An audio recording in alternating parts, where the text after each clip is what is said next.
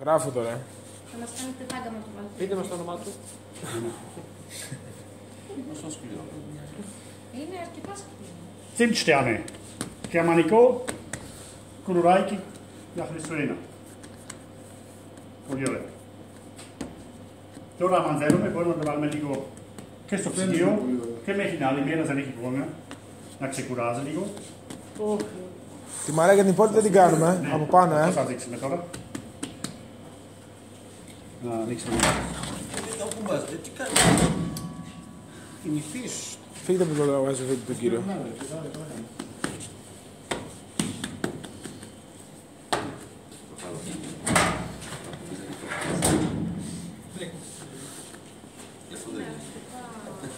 Πάρε μου λίγο ζητσα. Και έτσι όπως λέτε. Στο διαλύει δάσκαλο. Τόσο που το κουνάς με αυτή η φωτοπία Η σπάτουλα που έχει, όχι. Πάλι, γονική το πιάνω, γονική. Συνεχίζει από ό,τι θες ο βίντεο, ρε. Θα το κάνουμε με τα Samsung. Το αφήσουμε σεζόν χοντρό, Τα iPhone να μην είναι πολύ λεπτό. Έχει.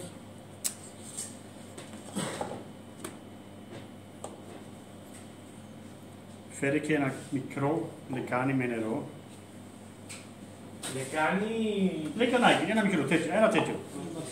Μια παζίνα. Έχει.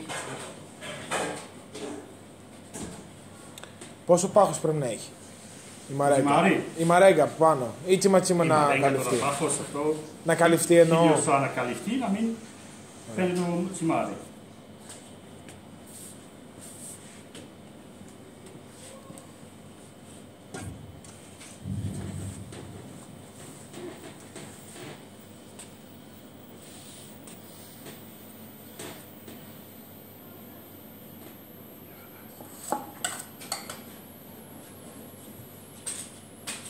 Τώρα στην Γερμανία για αυτά έχουμε ειδικά τέτοια που ανοίγουν, κλείνουν.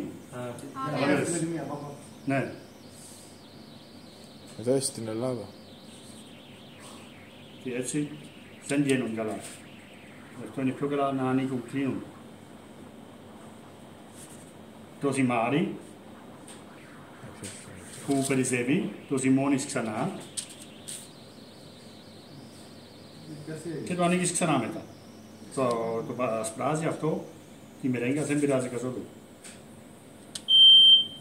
Βγάλτε τα.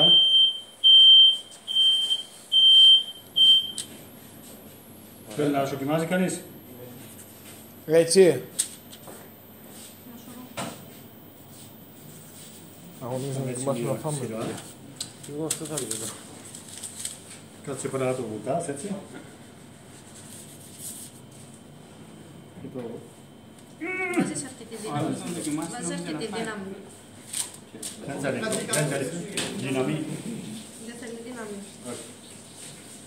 Κύριε, εντάξει είναι.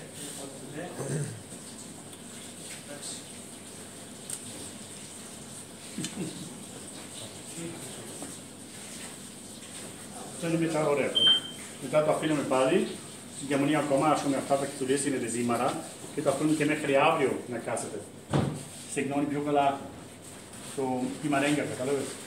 Και μετά το ψήνεις σε ένα χαμηλό φούρνο Κύριε, για λίγο, για 10 λεπτά, 12 λεπτά. κόβω. Ναι.